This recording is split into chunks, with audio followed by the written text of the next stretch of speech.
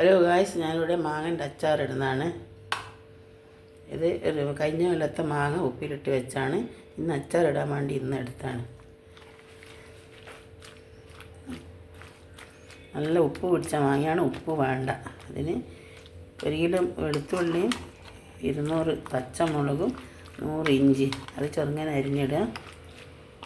വെളുത്തുള്ളി 1 കിലോ വേണം. എന്നിട്ട് കുറച്ചെടുത്തിട്ട് മുളക് വറുത്തിട്ട് എള്ളെണ്ണയിൽ വറുക്കുക. മുളകും വെളുത്തുള്ളി വറുത്ത് അരക്കുക.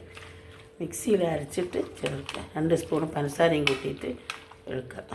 പാകത്തിന് സിർക്ക ഒഴിക്കുക. ഉപ്പ് തീരെ വേണ്ട. ഉപ്പ് 2 ദിവസം കൊണ്ട് ഇതിൻ്റെ മുകളിൽ നിന്ന് ശരിയാവും.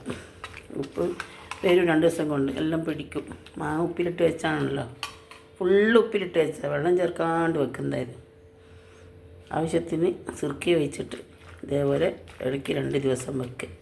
എന്നിട്ട് കുപ്പിയിലേക്ക് മാറ്റുക. സ്റ്റീലിൻ്റെ പാത്രത്തിലാണ് അച്ചാർ ഇടാം, അലൂമിനിയം പാത്രത്തിലാണ് ഇടരുത്. ഓക്കെ, 2 സ്പൂൺ പഞ്ചസാരയും ചേർക്കണേ. പിന്നെ ഉലുവയും കടുവും വറുത്തത് അതിൻ്റെ കൂടെ ഇച്ചിരി നല്ല ജീരകവും വറുത്തിട്ട് പൊടിച്ചിട്ട് ഇടുക. അതാണിത്, കായം, വെൽജി കായം.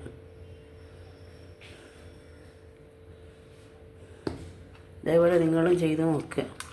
സബ്സ്ക്രൈബ് ചെയ്യുക, ലൈക്ക് ചെയ്യുക, ഷെയർ ചെയ്യുക. ഓക്കെ.